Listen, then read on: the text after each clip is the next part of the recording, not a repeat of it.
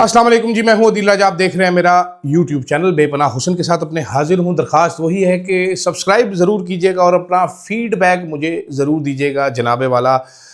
साथ साथ अरशद शरीफ साहब के चैनल पे वीडियो मैंने डाल दी है, हर हफ्ते एक वीडियो आया करेगी। जल्दी आप उनके साहबजादे को देखेंगे एक नए रूप में, वो भी वहाँ पर जलवा अफरोज़ होंगे। कल उन्होंने सोचा है कि मैं खुद जलवा अफरोज़ होऊंगा, तो वो चैनल हम जिंदा रखेंगे, अरशद साहब की यादें जिंदा रखेंगे। उसको ज़रूर सब्सक्राइब कीजिएगा। ये जो 1000 लोग छोड़ के गए हैं पिछले 28 दिन में, उससे पहले कितने गए मुझे याद नहीं है, बट मेरा ख्याल है 500,000 तक वो चैनल जाना चाहिए, वहाँ पर खड़ा होना चाहिए। 4,60,70,000 पे था, अभी 4.5 लाख से भी कम हो गया है। तो उसको मैं चालू देखना चाहूँगा चैनल को, जनाब ज़रूर चलना चाहिए। अच्छा, अब बात आज करनी है किन चीज़ों पे। उससे पहले अगर किसी को मेंबरशिप का ऑप्शन मिले तो ज़रूर इस्तेमाल कीजिएगा। अगर किसी को सुपर थैंक्स का ऑप्शन मिले तो ज़रूर मुझे सपोर्ट कीजिएगा। एक कमेंट आया हुआ था कि जी मैं देखता हूँ तो सारी वीडियोस मेंबर्स ओनली मिलती है। मैं देखता हूँ ये क्या मसला है। ऐसा मसला है कोई नहीं, बाकी सारे तो 5-6 हज़ार लोग देख ही लेते हैं हमारे धक्का स्टार्ट को। नया निज़ाम या नया धोखा जनाब, कौमी हुकूमत का खुफिया plan ji.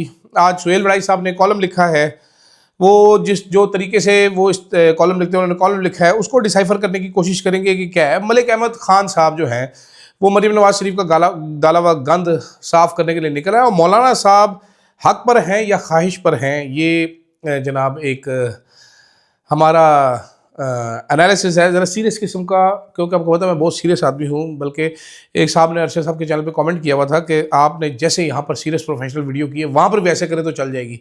Okay sir, I am very serious and professional. जनाब सुहेल वड़ाई साहब ने एक कॉलम लिखा है, जॉर्ज ऑरवेल से उन्होंने शुरू किया है। उन्होंने कहा जी ये मेरी तख़य्युल है, ये सारी झूठी कहानी है, ये मन गढ़ंत कहानी है, फ़र्जी खाका है। और फील्ड मार्शल अयूब खान की डायरियाँ देखी, हमने ये देखा वो देखा। उन्होंने कहा जी सबसे पहले बेसिकली क्रक्स उसका, मैं आसान अल्फाज में आपको समझाता हूँ, छोड़े ये इनकी लफाजी को।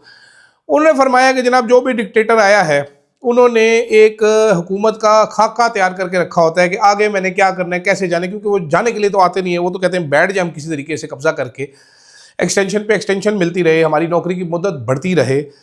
तो वो कहते हैं सब ने एक एक प्लान बनाया होता था। ठीक है, ख्वाब ज़रूर था, हुआ कि नहीं हुआ। जनरल बाजवा साहब आए तो बाजवा डॉक्ट्राइन थे, ठीक है, लेकिन इस बार जो हुकूमत आई है उसका ग्रैंड प्लान किसी को इल्म नहीं है, और ना ही निज़ाम इस बात पर यकीन रखता है कि ऐलान नहीं कराते, ये करते हैं कि ये बड़े ज़बरदस्त लोग हैं, ये कर देते हैं। ठीक है, वो कह रहे हैं जी मौजूदा निज़ाम के ग्रैंड प्लान पर अफवाहों का बाजार गर्म है। हालांकि मेरा ये ख्याल है कि वाहिद हुकूमतें जो करने जा रही होती है पहले ही मनादी शुरू हो जाती है, टाउट सहाफ़ी रोला डालना शुरू कर देते हैं और फिर वैसा ही होता है। तो ये हमें काफ़ी कुछ इससे पता चल जाता है। इस वक्त शहबाज शरीफ साहब वो कह रहे हैं जी सोना है, सुहेल वड़ाई के बकौल वो सोना है, वो ऐसे एस्टेब्लिशमेंट के सामने लमलेट हुए हैं, लेकिन नहीं, काफ़ी नहीं है, हीरे की तलाश है, एक हीरा चाहिए इस निज़ाम को।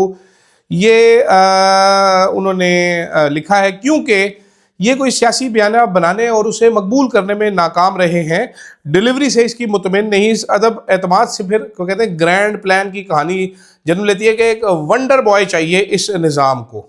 वंडर बॉय जो मर्जी करे।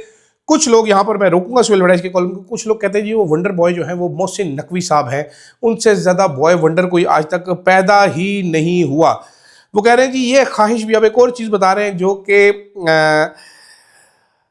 समझाता हूँ आपको। उन्होंने कहा जी ये ख्वाहिश भी कहीं ना कहीं मौजूद है कि वफाकी काबीना के अरकान बांग्लादेश की तरह अपने अपने शोबों में PhD रखे हो, अथॉरिटी रखते हो, और शर्त यह भी है कि PhD दुनिया की किसी बेहतरीन यूनिवर्सिटी से कर रखी हो, मुस्तनद यूनिवर्सिटी से।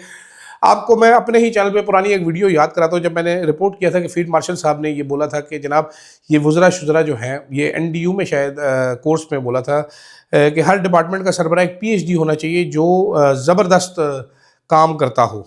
ठीक है, वो कहते जी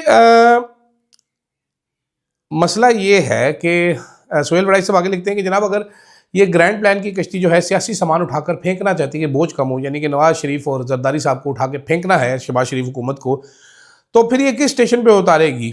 ठीक है, और उतरने के बाद वो किधर मुखालिफ कश्ती में, यानी इमरान खान के साथ ना मिल जाए। दूसरी तरफ वो ये कह रहे हैं कि इसमें ताकत है ना रसूख, इसकी बेहतरी एक ही किबले और एक ही इमाम के पीछे चुपचाप सर झुका के साथ रहेगी। ठीक है, जो ये सियासी क़यादत है हमारी, इनके साथ रहेगी। क्या सरों के ख्याल है कि ग्रैंड प्लान से कौमी हुकूमत के आइडिया को क्या मिलेगी? कौमी कौमी कौमी हुकूमत के आइडिया को तकवीत मिलेगी। मेरे ज़हन में कोई गंदी बात आ गई, लेकिन मुझे माफ़ कर दे, ये मैं काटूंगा भी नहीं, ऐसे ही चलेगा। अच्छा, वो इमरान खान के बारे में कहते हैं मान के तो ठीक है, वरनी उनकी जमात के बहुत सारे एक बड़ा जत्था जो है वो इसके साथ होगा। अफवाह साजों से कहते हैं मैंने पूछा कि मुल्क में एक पार्लियामेंट है, काबीना है, पूरी हुकूमत है, ग्रैंड प्लान पर अमल कैसा होगा। उसने माकूल दलील ना दी, लेकिन घड़ा घड़ा ये था कि यही पार्लियामान तब्दील चलती रहेगी, तब्दीलियाँ किसी भी इलेक्शन के बगैर होंगी और पैदल चलता हुआ ये निज़ाम ग्रैंड प्लान के बाद दौड़ने लगेगा। मसला ये है कि हर 3 जमातों के वरासती सियासत जारादारी है, जबकि निज़ाम की इमरान खान कर अभी तक सोच एक गद्दार या गैर वतन होने की है, जो फ़ौज पाकिस्तान को एक मखसूस एजेंडे के तहत कमज़ोर करके गैर मुल्की एजेंडे को फ़ायदा पहुँचाना चाहता है। मगर बाकी सियासी जमातें भी निज़ाम की नज़र में दूध की धुली नहीं, सिर्फ निज़ाम दूध का धुला है, बाकी सारी जमातें जो हैं वो चवल हैं। ठीक है, अब वो कहते हैं जी जनाब ये ग्रैंड प्लान बनाया जाएगा, गैर मुंतखब लोग हुकूमत चलाएंगे, जो अपने अपने काम में एक्सपर्ट होंगे सारे, वो सब इस हुकूमत को आगे लेके चलेंगे। इमरान खान मान गया हिस्सा बनने के लिए तो ठीक है। ये हम बाज़ गश्त गुज़िश्ता 3 साल से सुन रहे हैं, हर कुछ अरसे बाद सुनते हैं। मेरा तो ये ख्याल है कि अब ये बना देनी चाहिए कौमी हुकूमत, बहुत हो गया मजाक।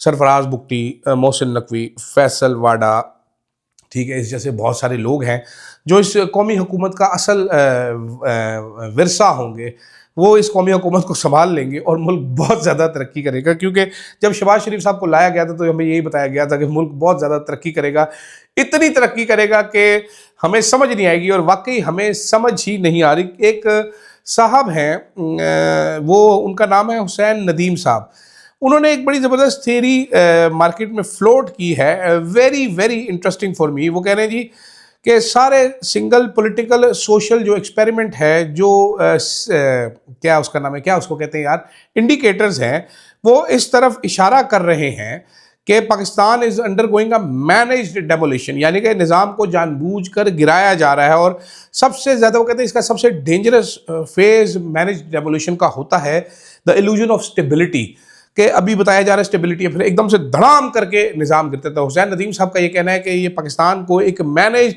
डेवोल्यूशन की तरफ, वरना क्या वजह हो सकती है जनाब, 7% से ग्रो करते हुए मुल्क को बाजवा साहब ने चेंज किया, हर चीज़ बदली, बदलने के बाद बेड़ा गर्क करके रख दिया हर चीज़ का। तो इनकी थ्योरी में भी वजन रखता है, ये रात को मज़ीद डिस्कस करूँगा। आगे चलते हैं जनाब। मलिक अहमद खान साहब निकल आए हैं 3 दिन अपनी नींद से जागने के बाद, जैसे कि मैं कल से कह रहा हूँ कि जब सोहेल अफरीदी साहब चले जाएंगे तो ये सारे उठ के उछलते उछलते आ जाएंगे। मरीम नवाज़ और नवाज़ शरीफ तो अपने बेटे और पोते की शादी के कार्ड बांटने के सिलसिले में दुबई चले गए हैं, वहाँ से नवाज़ शरीफ साहब लंदन चले जाएंगे। ये लोग एयरफोर्स 1 यानी कि एयरफोर्स का तैयारा लेके गए हैं शादी के कार्ड बांटने के लिए। मुझे अब वो याद आ गई जनाब, कई दफ़ा ऐसा होता है आपका रिश्तेदार होता है कोई, उसके पास गाड़ी शाड़ी नहीं होती, वो फिर आपसे गाड़ी मांगता है कि मैं शादी के कार्ड वंड आवा, अगर तुसी ताड़ी मेहरबानी हो पेट्रोल मैं पवा देवांगा विच है जरा, तो जाना चंगा नहीं लगता ना मोटरसाइकिल से टैक्सी से जाते हुए। उस टाइम उबर करीम नहीं होती थी, अब तो उबर करीम में लोग चले जाते हैं ना कि चलो पीली टैक्सी नहीं लगती, तो फिर वो बंदा कहता था अच्छा चल ले यार। लेकिन इन्होंने लार्ज स्केल पे ये काम शुरू कर दिया कि ये जहाज़ ही लेके चले गए मांग के कि मैं एयर चीफ साहब हेलो इधर जहाज़ है ना यार, शादी के कार्ड वंडने वास्ते जाना है। एयर चीफ ने भी कहा यार मारो कि जहाज़ तो आंदे पे, चलो चलिए, बल्कि ऐसा करो जहाज़ लाहौर ही पहुँचा दो, पेट्रोल के पैसे 10 देना मियाँ साहब को, पैसे इन्होंने को बड़े है। तो मलिक अहमद साहब आ रहे हैं, उन्होंने बताया, उन्होंने नई नई चीज़ बताई। उन्होंने कहा मेरे पास इंक्वायरी रिपोर्ट पहुँच गई है, पहली कानून की खिलाफ वर्जी हुई जनाब, ये लोग गैर मुतखिब लोग शनाख्ती कार्ड के बगैर अंदर आ रहे थे, फिर ये हुआ, फिर उन्होंने मरीम नवाज को गाली निकाली, KPP होता है। मलिक साहब बेसिकली वो आदमी हैं जो जनरल बाजवा और शहबाज शरीफ के दरमियान में गो टू थे। ये जनरल बाजवा के सोरे और जनरल बाजवा के साथ मिलकर, आज भी जनरल बाजवा को कोई एक बात कह दे तो मलिक साहब के तन बदन पे कीड़ियाँ सी रोंग जाती हैं, इनको आंखें, नींद में भी इनकी आंखें अचानक की पूरी खुल जाती हैं, गुस्से नाक हो जाते हैं, ये इतने गुस्से नाक हो जाते हैं कि आपकी सोच है। तो मलिक साहब बोंगियाँ मार रहे हैं अब कि KP में औरतों के साथ ये होता है वो होता है। इनको सोचना चाहिए कि एक ही मुल्क के लोग हैं, सबके पास पाकिस्तान का शनाख्ती कार्ड है, मेरे पास पंजाब का शनाख्ती कार्ड नहीं है, इसी तरह सोहेल अफरीदी के पास KP का शनाख्ती कार्ड नहीं है, सब पे कौमियत पाकिस्तानी ही लिखी हुई है। तो ज़रा थोड़ा सा ख्याल करें। आखिर में जाते जाते जनाबे वाला, हमारे एक बहुत सीनियर तज्जियाकार हैं, थिंक टैंक है हमारे, उन्होंने फ़ोन किया, उन्होंने कहा जनाब कुछ सवालात हैं मेरे। उन्होंने कहा जी मैं मौलाना साहब की नीयत पर शक नहीं कर रहा, लेकिन ज़रा देखिए मौलाना साहब अब मौलवियों को लेकर निकले हुए हैं और वो चला रहे हैं, तो क्या मौलाना साहब असल में इस निज़ाम के ऊपर गुस्सा हैं? क्योंकि मौलाना साहब के साथ धोखे बड़े हो चुके हैं। इतने धोखे मुझे अदील राजा को इश्क में मोहब्बत में नहीं हुए जितने मौलाना साहब को इस सियासत में हो चुके हैं। जनरल फैज़ ने इमरान खान के दौर में धरना करवा के धोखा दिया, फिर पीडीएम से पहले मौलाना साहब को एक और धोखा दिया गया कि बंदे सारे मौलाना के थे, हुकूमत ले गया शहबाज शरीफ। फिर इलेक्शन के बाद मौलाना साहब को मजीद एक धोखा दिया। तो मौलाना साहब ज़ख्मों से चूर चूर हैं इस टाइम पे पूरे मुल्क में। अब वो उलेमा को इकट्ठा करके वो उन्होंने सबसे पहला ज़ख्म वापस जो दिया है वो फील्ड मार्शल साहब को दिया है, और तमाम उलेमा इस बात पर फतवा दे चुके हैं और मुत्तफ़िक हैं कि इस्तिस्ना गैर शरई है। जो फील्ड मार्शल साहब ने, जरदारी साहब ने लिया, वो गैर शरई है। इसके अलावा मौलाना साहब कॉन्स्टेंटली अब गाज़ा में फ़ौज भेजने के ख़िलाफ़ बात कर रहे हैं और साथ साथ वो अफ़गानिस्तान से बातचीत के हक़ में आवाज़ बुलंद कर रहे हैं। तो थिंक टैंक का ये फरमाना था कि जनाब 9/11 के बाद भी एक डिफेंस ऑफ अफगानिस्तान कोई काउंसिल बनी थी, कुछ ऐसा बना था जिसमें सारे मौलवी हजरात इकट्ठे हुए थे। उस टाइम भी ये लोग दुनिया को कह रहे थे, पाकिस्तान को कह रहे थे। बाद में इसने MMA की सूरत, मुत्तहिदा मजलिस अमल की सूरत इख्तियार कर ली थी। तो मौलाना साहब और बाकी मौलवी साहिबान की नीयत पे मुझे कोई शक नहीं है, लेकिन ज़रा ये चेक करना है कि मौलाना साहब अब कुछ मांग रहे हैं या मौलाना साहब वाकई सीरियस है, या मौलाना साहब एक बार फिर हमारी रियासत के लिए ब्रीदिंग स्पेस पैदा कर रहे हैं फ़ौज के लिए। ये बार बार कह कर हर गली कूचे से कि गज़ा फ़ौज नहीं भेजनी चाहिए, ताकि जब ट्रंप आए कि चलो भाई तैयारी पकड़ो जहाज़ बैठो, तो वो कहें मौलाना बड़े गुस्से में है, वो साढ़े उत्ते फतवा दे देगा, देखें ये इनकी स्ट्रीट पावर बड़ी ज़्यादा है सर, ये 1 लाख मदरसा है, इनके बच्चे हैं, 30 लाख है। ताहिर शरीफ तो बैत कर रहे हैं लेकिन उसके पास तो 2 बंदे हैं, बाकी सारे बंदे तो मौलाना के साथ हैं। साथ मौलाना तकी उस्मानी साहब खड़े हैं, उनको वो सियासी नहीं है लेकिन उनकी बहुत ज़्यादा रिस्पेक्ट है मदारिस के मामलात में। साथ मुफ्ती मुनीबुर रहमान साहब, उनकी भी बड़ी ठीक ठाक रिस्पेक्ट है। तो मौलाना साहब आखिर चाह क्या रहे हैं? नीयत पे शक किए बगैर क्या मौलाना साहब एक बार फिर अपना कंधा पेश कर रहे हैं?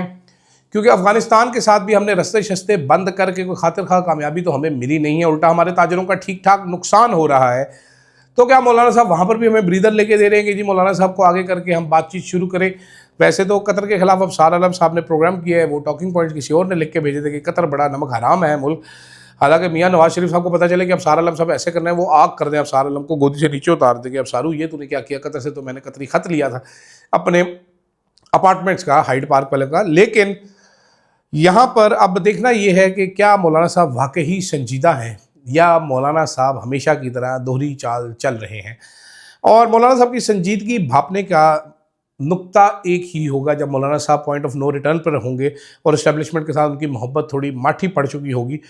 वो तब होगा जब मौलाना साहब तहरीक तहफ़्फ़ुज़ आइन में बाकायदा शमूलियत इख्तियार करेंगे और इस हुकूमत के ख़िलाफ़ अलम बगावत बुलंद करेंगे। फ़िलहाल मौलाना ऐसा करने से गुरेज़ा है। मौलाना ने हर स्टेप पे इस हुकूमत को सपोर्ट किया है, वरना मौलाना की स्ट्रीट पावर इस्तेमाल की जा सकती है। क्योंकि मौलाना की जमात पर सियासत में पाबंदी नहीं है, तो मौलाना जलसे का ऐलान करे इस्लामाबाद में और तहरीक इंसाफ उसको सपोर्ट करे तो अन्नी पै जाएगी। यही जनाब उधर हो सकता है कि मौलाना तहरीक तहफ़्फ़ुज़ आइन के जलसे ऐलान करना शुरू कर दें, लेकिन फ़िलहाल मुझे ऐसा होता हुआ नज़र नहीं आ रहा। तो थेरी वही लगती है कि मौलाना साहब ब्रीदिंग स्पेस प्रोवाइड करें। आपका इस बारे में ख्याल है? कमेंट करके मुझे ये ज़रूर बताइएगा। मुझे दीजिएगा इजाज़त। अल्लाह हाफ़िज़।